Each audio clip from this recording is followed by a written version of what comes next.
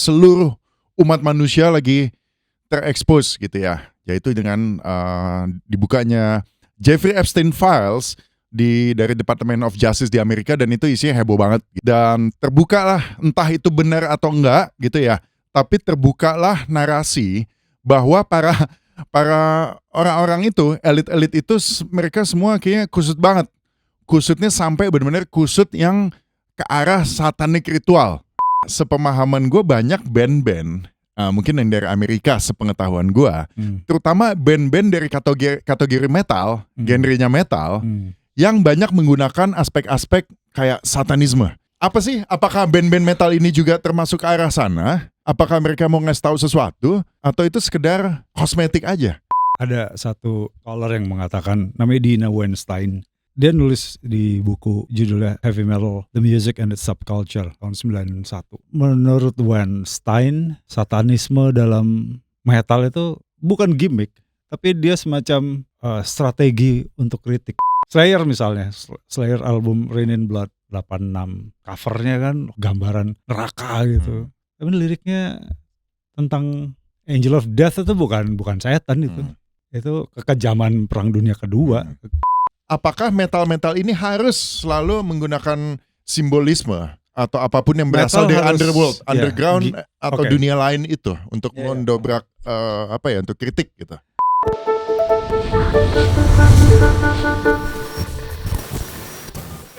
Selamat datang di Brawijaya Broadcast bersama gue Christian Sugiono, PL 99, dan di Brawijaya Broadcast kali ini mungkin kita akan ngobrol mengenai sebuah topik yang satu dunia, seluruh umat manusia lagi terekspos gitu ya, yaitu dengan dibukanya Jeffrey Epstein Files dari Department of Justice di Amerika, dan itu isinya heboh banget gitu ya, segala macam social media semua ngulik-ngulik, dan terbukalah, entah itu benar atau enggak gitu ya, tapi terbukalah narasi bahwa para orang-orang itu, elit-elit itu, mereka semua kayaknya kusut banget.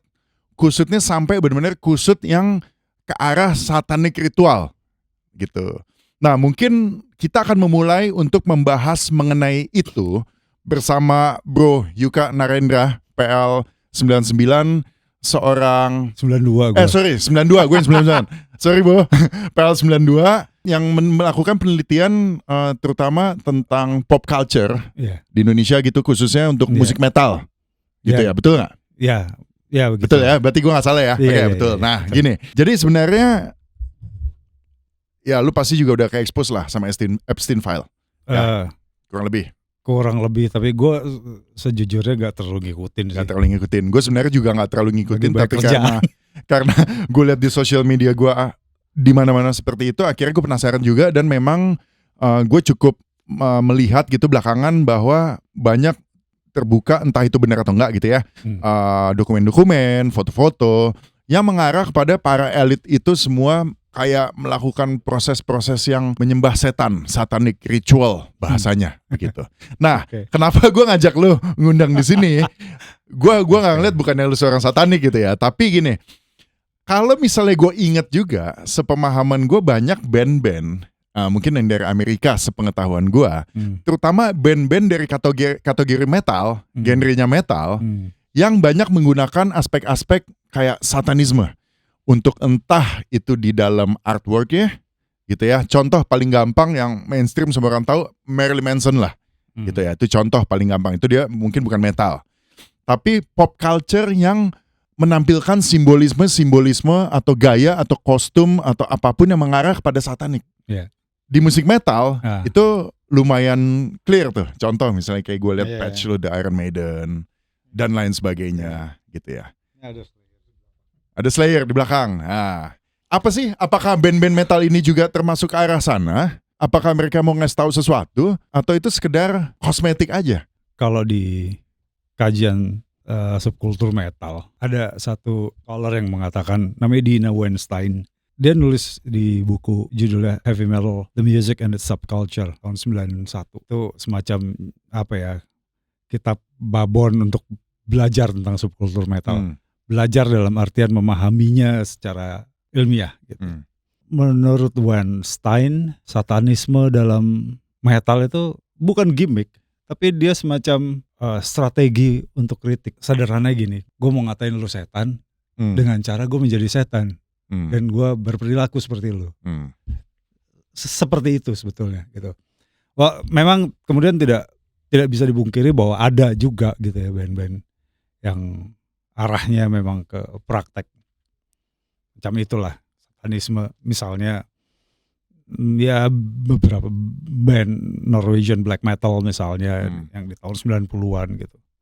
Tapi awalnya memang satanisme dalam metal itu bukan berarti mereka menyembah setan atau mengglorifikasi setan, tapi sebetulnya untuk ngatain manusia bahwa lu tuh kayak setan kelakuannya.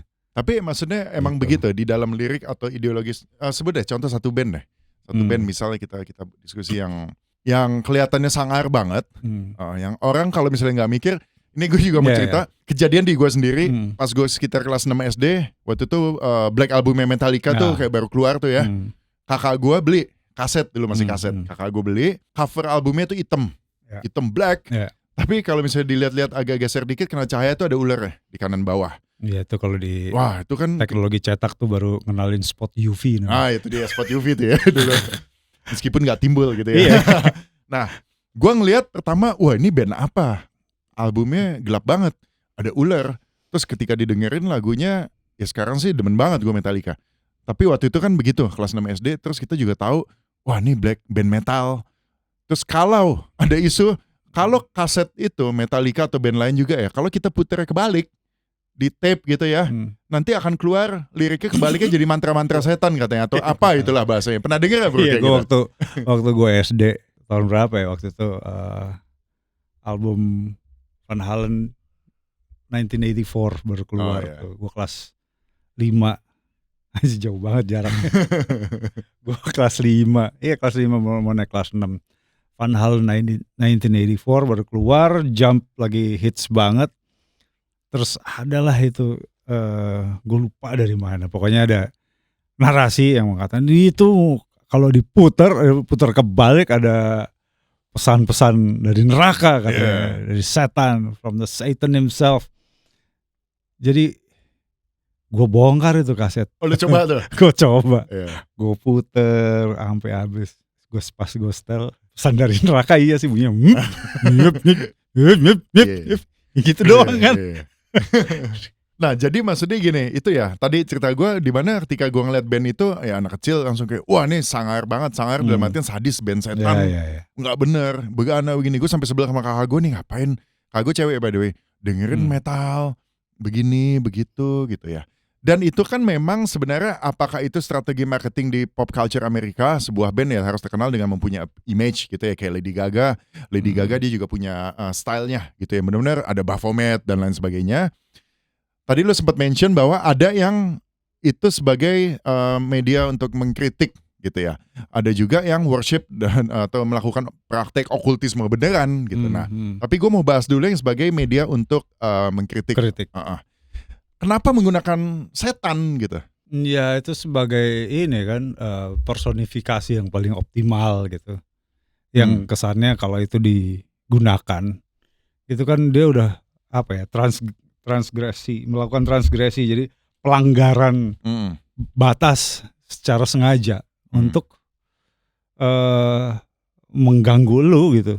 Yang gue kritik, yang dihadirkan adalah sosok yang dikritik siapa? Ya macem-macem. Oke, let me finish. Jadi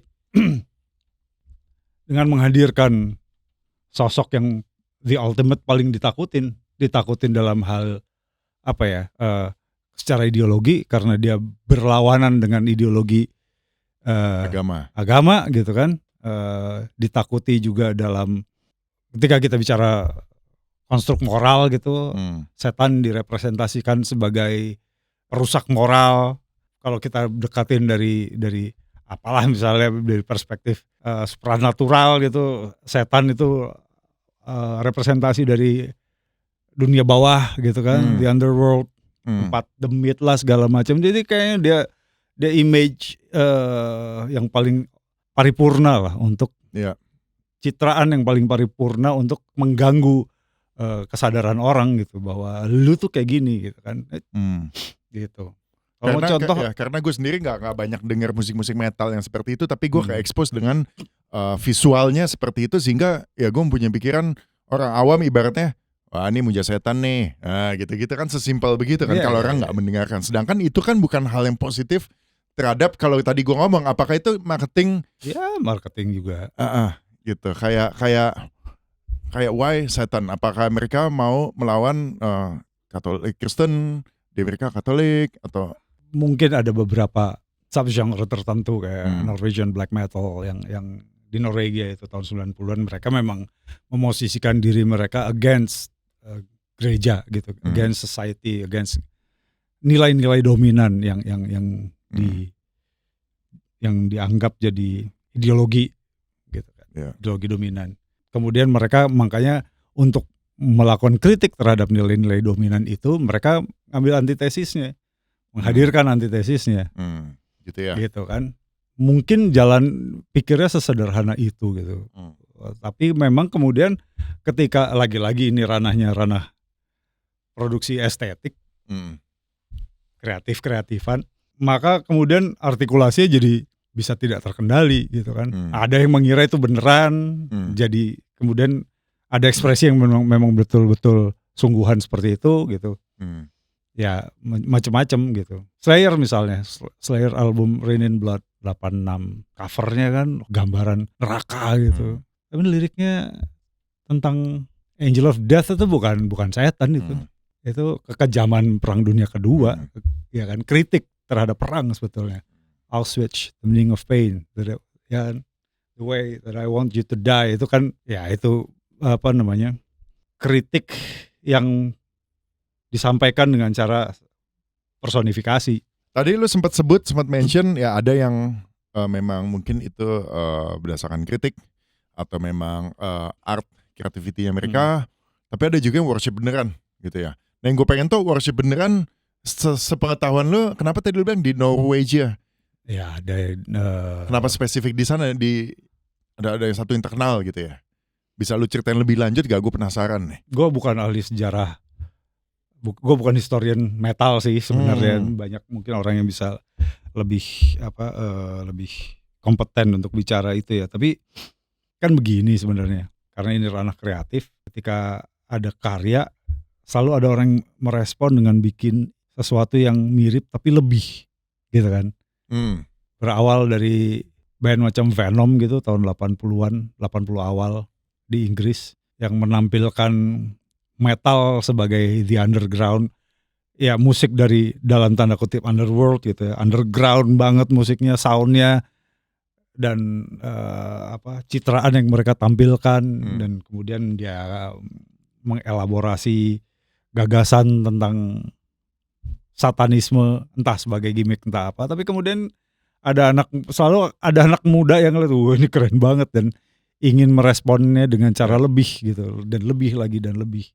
Ya kemudian gue ingat SMP mungkin ada band namanya Bathory, itu band Swedia yang kemudian dari situ kemudian lahir band-band baru gitu yang ingin lebih ekstrim dari band sebelumnya.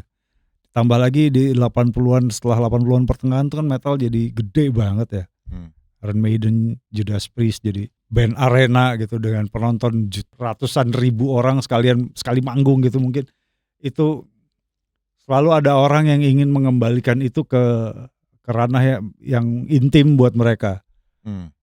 Muncullah ekspresi yang underground, ya kan siklus kebudayaan lah itu sebetulnya. Gitu sebenarnya begitu, dan selalu ada yang kepleset jadi sangat ekstrim gitu. Jadi terlalu ambi istilahnya gitu. Ya, akan selalu ada. Memang akan selalu ada. Sesuai dengan yang tadi lu cerita ke gue bahwa lu meriset atau melakukan penelitian terhadap subculture metal di Indonesia ya, gitu. Sedang. Apa ya yang bisa lu ceritakan?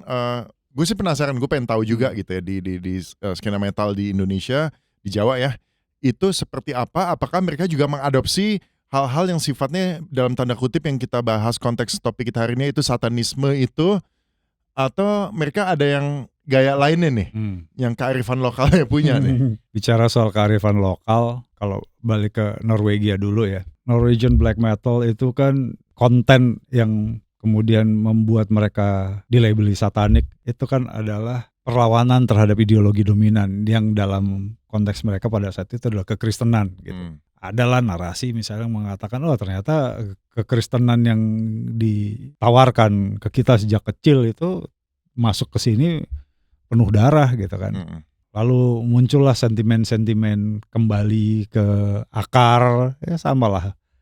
Dan kebetulan narasi bertemulah dengan narasi kembali ke akar ala Skandinavian, yang mana itu kemudian kembali ke Viking, dan akhirnya kembali ke akar spiritual mereka lah gitu, Odin, Thor dan lain-lainnya gitu. Ada yang kemudian memang menjadikan setan sebagai representasi dari perlawanan terhadap nilai-nilai dominan tadi gitu kan. Tahun 90-an ketika pengaruh black metal itu masuk ke Indonesia, ya banyak mengatakan bahwa itu cuma gimmick kalau yang di Indonesia. Lagi-lagi memang interpretasinya macam-macam gitu kan. Ada yang menganggap ini, ada yang menerjemahkannya sebagai mencoba menggabungkan keseraman black metal itu dengan horor lokal gitu. Makanya kalau mungkin lu pernah lihat ada, ya itu sebetulnya jadinya horror metal, gothic metal pocong lah dibawa gitu sebagai sebagai imagery the underworld. Tapi kan itu imagery the underworldnya memang yang sangat lokal gitu kan. Loh sebentar, sebelum kejauhan supaya gua nggak lost gitu ya. Tadi lu bilang yang di Indo yang lokal adabnya akhirnya muncul ekspresinya tuh pocong gitu ya. Salah satunya. Yang di luar negeri tuh emang apa? Kan Satan gitu ya. Kalau gue sering lihat tuh simbolisme itu pasti pentagram, Lucifer, Baphomet dan lain sebagainya. Itu yang merupakan kayak yang udah iblis total gitu ya. Iya. Sedangkan yang mana itu sebetulnya lagi-lagi itu representasi yang digunakan untuk sebenarnya melawan ideologi dominan. Betul. Ya itu yang the ultimate-nya udah paling polnya iblisnya ini sang iblis. Tapi kalau di Indo tadi ada pergeseran dia itu menjadi pocong, di mana pocong sebenarnya itu mayat manusia gitu ya. Iya. Jadi ada. Nah itu dia lucunya. Begitu dia masuk ke Indonesia, artikulasinya jadi macam-macam. Sebetulnya juga sangat lokal gitu. Dan ini yang menarik gitu. Ada yang menginterpretasikannya misalnya dengan dunia kematian. Tapi sebetulnya ketika orang Indonesia kebanyakan bicara dunia kematian, itu baliknya ke agama. Ketika lo lihat pocong, sebetulnya itu representasi dunia Islam. Betul, orang Islam mati dikafanin. Itu misalnya. Artinya bukan itu sama dengan, ini jangan disalahartikan bahwa kemudian dunia Islam itu sama dengan enggak gitu kan. Tapi underworld gitu, bukan. Itu cara anak muda pada saat itu mendekati, membayangkan the underworld yang betul. ingin mereka garap di budaya populer gitu. Mereka pahamnya itu keluarnya itu. Gitu kan? Ya karena itu yang digarap juga di film-film horor gitu kan. Makanya jadi apa tadi bilang metal horror gitu ya. Ya, jadi horror metal misalnya. Ada juga yang yang ekspresi yang menarik misalnya, ini yang rutenya mirip dengan Norwegia. Kalau yang di Norwegia awalnya mereka satanik, terus lama-lama melawan kekristenan gitu kan. Menggunakan citraan satanisme sebetulnya untuk melawan ideologi dominan Kristen. Kalau yang di Indonesia awalnya mungkin mereka terpesona dengan musiknya gitu, tapi kemudian mereka menggali kekhasannya dan kemudian yang muncul adalah lagi-lagi yang tidak terduga, misalnya kayak Japanese black metal itu ekspresinya sangat spiritual gitu, pendekatannya kejawen. Mungkin rute berpikirnya gini, Norwegia sebelum Kristen ada Odin gitu kan. Kalau di Pulau Jawa sebelum Islam, sebelum ini kejawen. Padahal bedanya adalah ya pada prakteknya kan kemudian ini sebenarnya term kejawen jadi sangat bermasalah ya, karena banyak scholars Javanologi yang mempersoalkan term itu. Tapi makanya mungkin yang term yang tepat adalah Javanese mysticism dan spirituality lah. Yang mana itu ketika anak-anak muda mendekati praktek itu yang tadinya tujuannya untuk jadi gimmick budaya populer biar kelihatan keren dan sangar, tapi jadinya ya praktek spiritual Jawa yang mereka dekati, dan itu to be honest ya itu jauh kan sebetulnya dari kesan enggak gitu. Kalau spiritual tadi apa ya, local spiritual wisdom lah gitu ya, bahasanya bisa kejawen atau apapun itu kan lebih ke yang justru arah lebih baik gitu ya, yang ke arah yang putih lah gitu ibaratnya gitu ya. Kalau yang di barat tadi yang hitam, nah sehingga jadi adaptasinya gitu. Tapi kenapa ya, karena mereka punya benang merahnya bahwa apakah metal-metal ini harus selalu menggunakan simbolisme atau apapun yang berasal dari underworld, underground atau dunia lain itu untuk mendobrak untuk kritik gitu. Dalam subculture itu ada satu konsep yang namanya homologi. Homologi ini mungkin singkatnya gini, segala macam bentuk gagasan yang diformulasikan sebagai perlawanan itu kemudian diberi bentukan yang koheren satu sama lain. Makanya kalau lo lihat misalnya, kalau lu lihat logo yang kayak akar-akar gitu, ini pasti black metal. Ya kan, lu bisa kalau yang lancip-lancip, simetris, terus lancip-lancip, ini kayak thrash metal. Lu punya itu kan. Punk itu punya homologinya. Mulai dari visual, fashion gitu kan, itu homologinya begitu. Nah, kalau di metal ya kebetulan ya itu masuk, itu adalah elemen-elemen yang pas gitu masuk ke dalam homologi itu. Yang kebetulan disepakati oleh fansnya, gitu kan, sehingga ketika ada album band baru keluar, tanpa harus bertanya lebih panjang lebar kemana-mana, mereka sudah bisa menduga bahwa ini musiknya kayak begini nih kira-kira, gitu kan.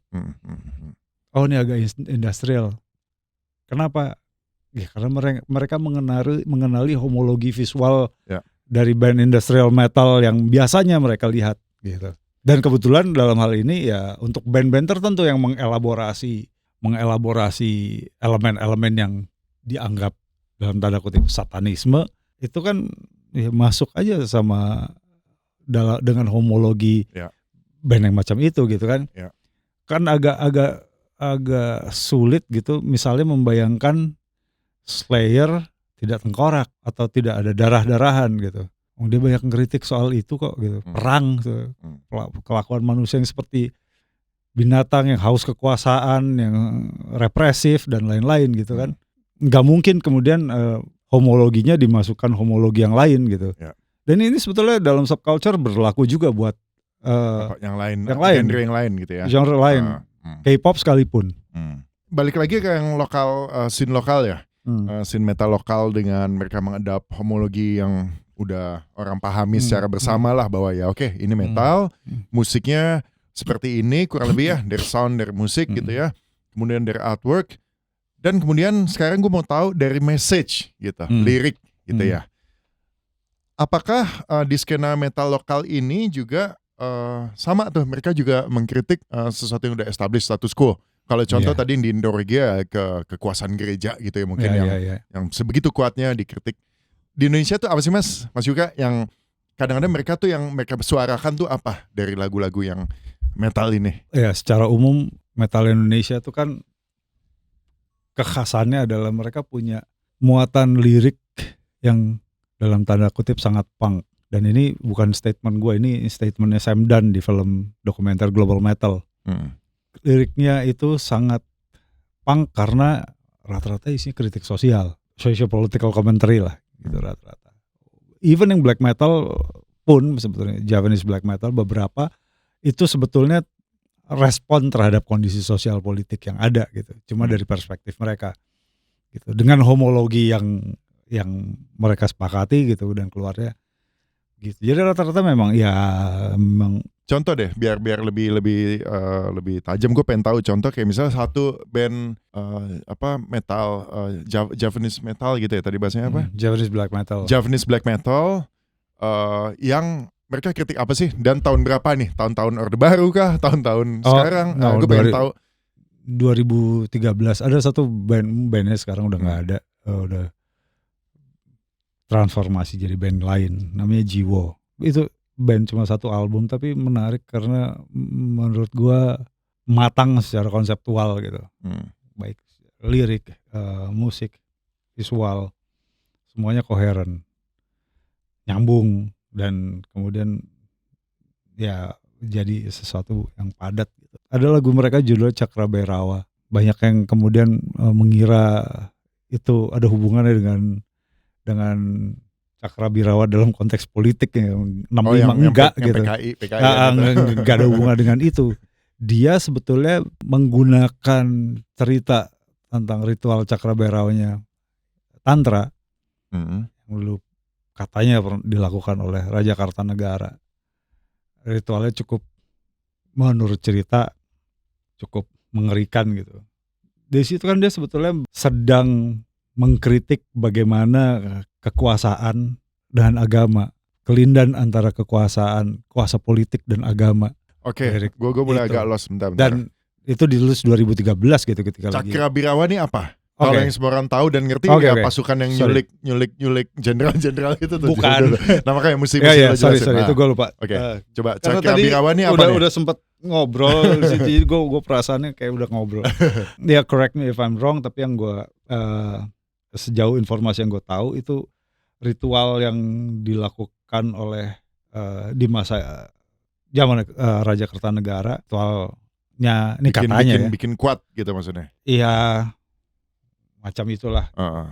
Yang katanya melibatkan praktek mandi darah gitu dan lain-lain lah. Yeah. Sebetulnya mirip sih sama kalau kita lihat ya dari perspektif itu gitu.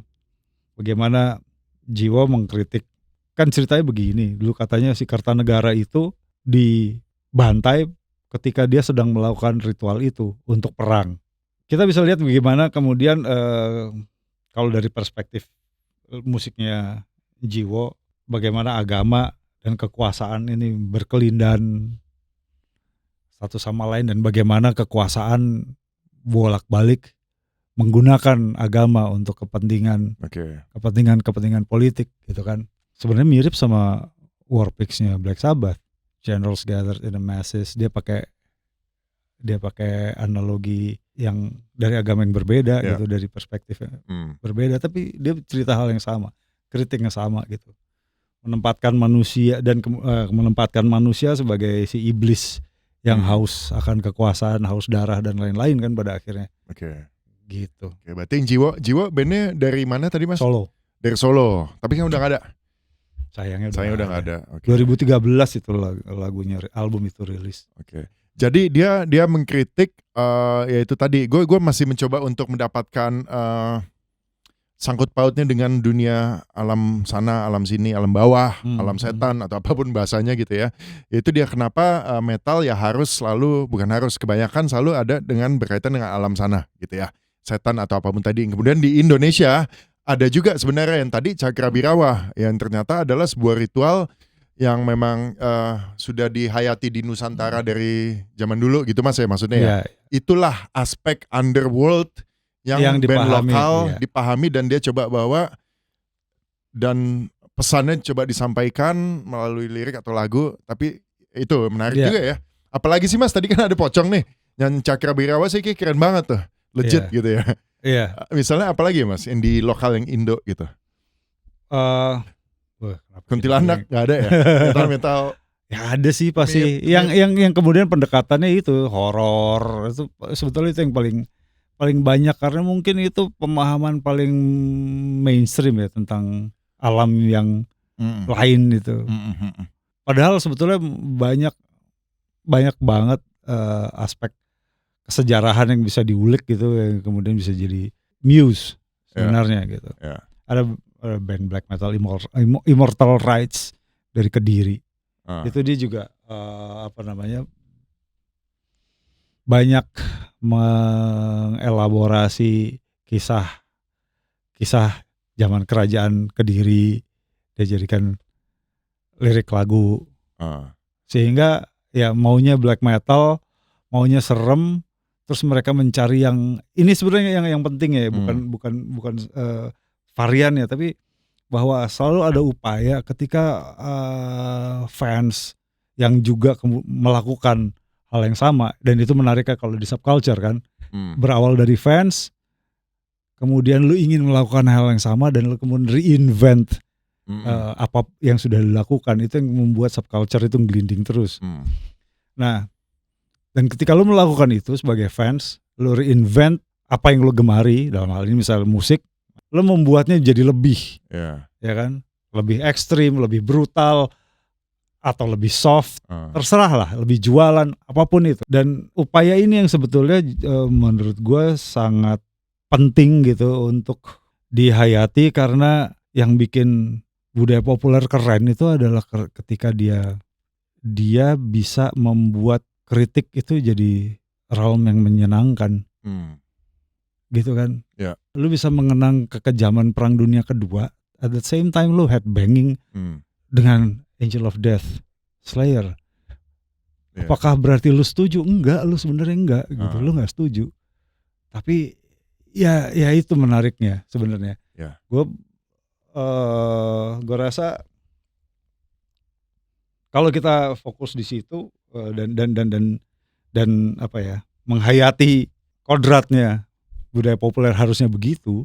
Gue rasa kita sebetulnya punya banyak sekali muatan budaya populer yang jauh lebih konstruktif dan gak bodoh-bodohin orang. Menurut gue sih. Betul. Dan ground up, maksudnya dia berangkat dari bawah gitu kan. Bicara dari sesuatu yang relevan buat lu, buat fans lu gitu. Dia relevan buat lu karena lu adalah bagian dari masyarakat dan akhirnya akan kembali ke situ. Begitu terus gitu, bukan sesuatu yang difabrikasi, gitulah. Gue masih mau nanya satu lagi tadi mengenai skena lokal, di mana band-band Japanese death metal, black metal, mereka perform dengan mengadopsi beberapa simbolisme atau apapun itu ya, tadi gitu. Nah kemudian kalau misalnya mereka lagi manggung, ini community ini atau fans ini lumayan banyak juga ya, hidup ya, bahasanya kita scene itu pasti hidup dong, hidup segala macam. Tapi kan di Indonesia dengan di Barat beda. Di Barat ibaratnya gue tinggal di Jerman dulu, orang ada banyak yang style gothic atau apa, dia ngomong hal satanisme apa di pinggir jalan pun ibaratnya orang setengah-setengah peduli, enggak lah gitu ya. Kalau di sini kan di Indonesia beda. Reception atau penerimaan dari skena ini, dimana ada yang pocong, ada yang horor dan lain sebagainya, ini sejauh Mas Yuka observasi gitu ya, atau meneliti, seperti apa sih Mas? Atau mereka diam-diam banget underground atau komersial, bahkan justru mereka tampil di event-event yang bisa kita bilang mainstream gitu, atau gimana ya, gue pengen tahu. Oke. Yang pertama gini, karakter fans Indonesia mungkin berbeda bagaimanapun ya. Karena lu kalau di Barat, di dunia Barat, lu bisa total dalam artian begini. Begitu lu menerima modernisme, lu udah sepakat gitu bahwa sains adalah panglima, gitu kan. Karena sains adalah panglima, maka gue pun tidak sungkan-sungkan untuk menolak segala hal yang tidak dapat dibuktikan secara ilmiah, apapun itu. Itu sebab kemudian sejalan dengan semakin apalagi setelah Perang Dunia Kedua gitu kan, ketika dunia Barat makin maju di sains, agama semakin ditinggalkan karena masyarakat di Barat berhasil membuktikan diri untuk kurun waktu tertentu bahwa, terutama setelah Perang Dunia Kedua, bahwa tatanan sosial bisa dibangun lewat diskusi rasional, gitu kan, sehingga kemudian moral agama pelan-pelan bisa ditinggalkan, kira-kira gitulah. Lu nggak bisa begitu di Indonesia, gitu. Contoh yang paling gampang, lu boleh aja jadi seorang ahli mechatronics gitu, lulusan Jerman, tapi lu orang Indonesia, lu kan bisa bilang, aduh sakit masuk angin gitu. Ya betul. Itu contoh yang paling simpel gitu ya. Kan, lu punya gelar PhD di bidang apa, tapi lu masih beragama gitu. Dan itu DNA, memang kalau menurut gua tuh DNA masyarakat Indonesia, Asia Tenggara terutama, yang memang mendapatkan modernitas tidak lewat proses historis gitu ya. Kalau di Barat kan jelas tuh di Renaissance, gitu. kalau kita belajar sejarah Renaissance kan, kenapa setiap kota punya public library aja jelas gitu ya. Itu terkait banget dengan perubahan struktur masyarakat Eropa pada saat itu sejak gereja runtuh dan lain-lain gitu loh. Kita enggak. Kita tuh semua modernitas tuh import, diadopsi. Karena diadopsi, maka selalu yang muncul artikulasi yang berbeda. Yeah. Itu karakter basicnya begitu. Sehingga apapun yang masuk ke Indonesia kemudian selalu ada upaya mengapropriasi, membuatnya jadi versinya sendiri gitu. Kan dulu ada yang bilang bahkan agama pun masuk ke Nusantara, dia menjadi versi yang baru gitu kan. Ya begitu juga budaya populer. Nah, begitu juga dengan metal. Apalagi gitu ya. Kalau tadi ditanya keberterimaan publik, kita mesti lihat juga gitu. Skenanya hidup jelas, tapi kan dalam konteks skena yang itu memang tidak bisa disamaratakan atau dibandingkan dengan misalnya skena musik populer yang lainnya gitu, yang pada umumnya. Iya. Nah, oke. Dan yang membuat misalnya kenapa mungkin skena budaya populer ya, subkultur budaya populer yang khas, yang spesifik macam metal, kenapa dia seolah-olah tidak bisa transcend, tidak terlihat dia bisa mendominasi, karena mungkin orang-orangnya, pelakunya tidak semuanya menampilkan dirinya sebagai metalhead ke publik. Berarti maksudnya dia tidak menampilkan diri sebagai metalhead ke publik sehari-hari. Oh, sehari-hari di luar panggung gitu ya? Iya, di luar panggung. Oh, oke. Ya kan? Fansnya lah. Ya. Gitu kan? Itu satu. Hidup di dua alam yang berbeda sebagai fans dan sebagai orang biasa, itu sesuatu yang ya jadi ya gue ngefans banget mungkin sama black metal ini, tapi ya gue karyawan, ya itu dia. Gue udah waktunya Jumatan gitu. Itu dia maksud gue tadi. Jadi itunya terjaga masalahnya. Sehingga memang beda kalau dengan di Eropa mungkin kelihatan gitu. Begitu ada anak remaja yang tadinya rajin ke gereja terus terpengaruh teman-teman dengerin black metal dan gagasan di kepalanya itu berubah gitu. Cara dia melihat dunia jadi berubah semua secara total kelakuannya. Dia tidak lagi. Di Indonesia belum tentu. Gitu kan? Ya itu tadi gue bilang, karena di Indonesia ya ibaratnya lo nggak pergi ke masjid Jumatan aja ditanya tetangga lah, ibaratnya begitu, apalagi lo pakai baju setan bro, ibaratnya. Makanya itu tadi gue pengen tahu skena yang hidup ini berdampingan atau yang pada ngumpet-ngumpet. Nah itulah bahasa simpelnya begitu lah. Mungkin dia gitu. Gini, dia tidak bersembunyi juga gitu. Karena nggak ada yang perlu disembunyikan juga kayaknya. Jadi gimana ya? Ada satu konsep namanya transgresi. Itu Keith Harris di buku Extreme Metal yang merumuskan konsep itu. Transgresi itu upaya untuk melanggar batas, tapi bukan untuk menjebolnya, tapi untuk selalu ada di batas itu. Jadi ketika lo selalu merasa pada saat yang sama terancam karena lo ada di pinggir tapi lo nggak nyebrang, lo selalu merasa terancam ke sana atau ke sini, disitulah lo merasa sebetulnya lo utuh.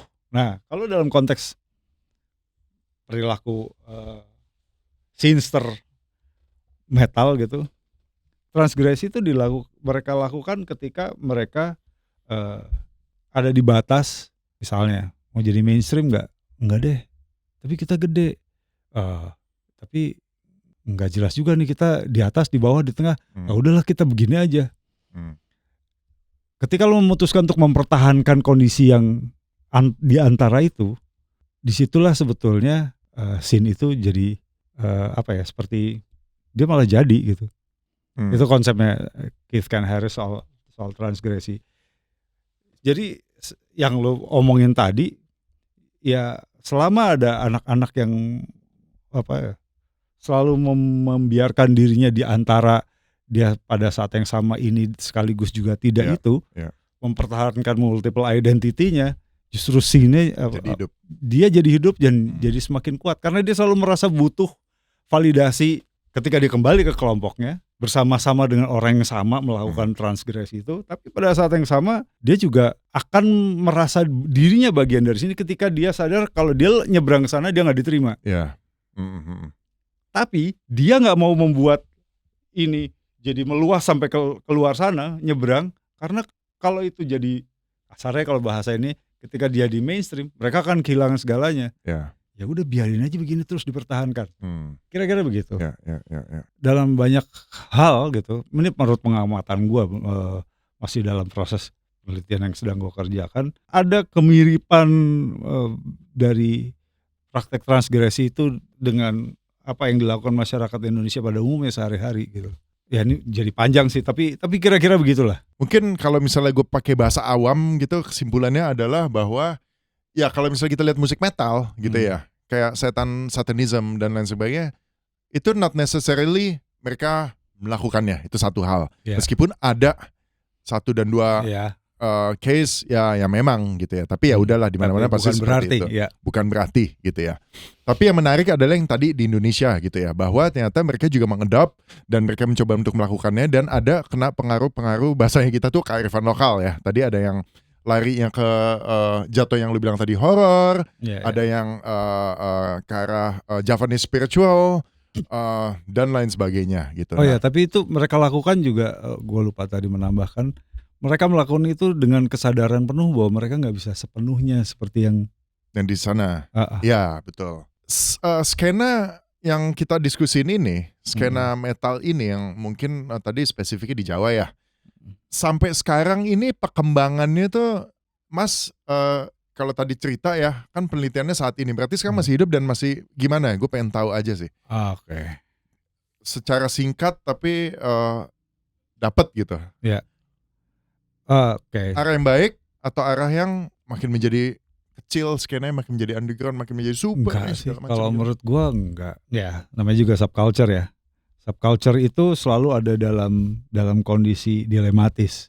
Nah ini juga kondisi yang transgresif. Dia harus mengkomodifikasi dirinya, gitu ya. Dalam tanda kutip membuat dirinya menjadi dagangan, bisa dijual demi mempertahankan ideologinya. Dan ini siklusnya begitu terus. Justru menariknya gimana caranya mempertahankan ideologinya, tapi terus menerus menjadikan itu alasan untuk mereka ada gitu. Jadi jangan sampai menjadikan untuk mempertahankan, jangan sampai menjadi mengkomodifikasi diri, tapi jangan sampai terkomodifikasi. Itu kondisi transgresif juga kan. Dia harus ada di situ terus. Faktanya bahwa kita metal tambah gede gitu kan.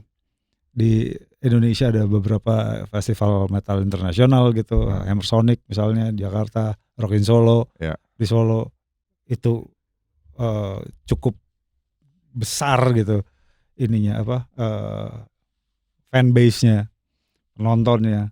Ya, kita bisa lihat di situ bagaimana subkultur itu terus bertarung di tengah situasi transgresif yang tadi gitu ya, ada dalam posisi itu. Dengan demikian ketika kita bisa kita melihat mereka masih terus struggle dalam siklus komodifikasi tadi, sini itu akan terus hidup. Sadar atau tidak, pusaran yang dia bikin mungkin akan semakin besar. Tapi selama ada upaya untuk terus mempertahankan, ya itu dengan sadar mengkomodifikasi diri, tapi dengan sadar pula juga harus bisa mempertahankan basis ideologisnya, itu bukan hal yang mudah. Dan actually itu terjadi di mana-mana sih sebenarnya. Itu di mana-mana gitu kan. Maksudnya ke seorang aktor pun juga begitu. Seorang ya gak tahu ya, kadang juga seorang mempunyai produk anything juga ada kadang-kadang ada di posisi itu juga tuh untuk mempertahankan dan idealisme atau tadi menjadi modifikasi. Cuman apa bahasanya Mas tadi Mas? Komodifikasi. Dibuat jadi dagangan. Jadi produk. Cuman ya mungkin tantangannya di metal jadi lebih besar ya, musik yang subculture macam inilah, metal kayak shoegaze kayak apa. Karena ada ideologinya kan. Itu yang mungkin kalau di genre lain yang tidak ideologis itu jadi nggak terlalu bermasalah gitu. Kalau ini misalnya ada ideologinya, gimana caranya ideologi jadi dagangan tapi justru ketika dia dibuat dagangan ideologinya makin kuat. Itu yang sebenarnya ya itu diskusi yang lain lagi dan menarik sebetulnya untuk jangan-jangan itu nih ya yang di Hollywood tuh yang setan-setanan yang kita ngomong segala macam itu kan ideologi. Misalnya saya kita bahas itu, kita bicara itu ideologi gitu ya. Kemudian itu dijadiin dagangan sehingga orang-orang ngeliat itu sesuatu yang keren, sesuatu yang cool. Apa orang-orang yang nggak punya ideologi ya ngeliat itu, dan kemudian ideologi itu menjadi semakin kuat dan makin besar dan apa. Nggak akan kelar-kelar Mas, kita bicara ini gitu. Okay. Jangan gitu. Oke, Mas Yuka Narendra PL92, thank you banget ya. Nanti next time mungkin kita bisa ngobrol lagi hal yang lain gitu ya, yang seru-seru. Buat teman-teman pantengin terus Bro Wijaya Broadcast, karena ini adalah YouTube channel podcast anak-anak alumni SMA PL yang akan membahas dengan berbagai macam topik yang menarik semua. Oke, thank you Mas Yuka. Sama-sama. Sekolah Sumber Ilmu.